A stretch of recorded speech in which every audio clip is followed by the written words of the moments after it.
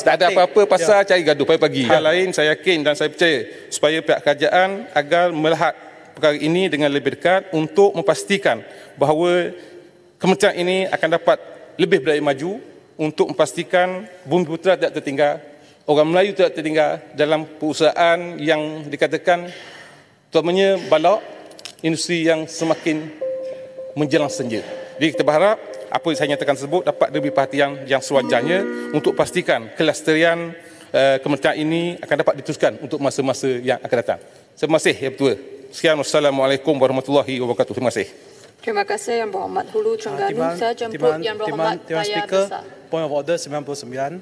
Petua-petua Tuan Yang di-Petua. Tan Sri Speaker pagi ni baru kata Menteri Isnin tak boleh pakai batik. Tapi saya tengok Hulu Selangor hari ini pakai pakaian segak. Tadi saya nak minta petua, adakah pakaian Hulu Selangor sini bang. Sorry, Hulu Terengganu. Hulu Terengganu. Tadi saya nak minta sama ada baju ini boleh dipakai sebab saya pun nak beli satu. Ketua kapal ni selalu cari gaduh lah. Sebab kita hanya diberitahu kapal ni selalu cari gaduh. Dan hari Khamis tak ada apa-apa pasal cari gaduh pagi-pagi. Terima kasih, Betul. Saya rasa tak ada larangan untuk pakai baju ini. Saya jemput Yang Berhormat Paya Besar.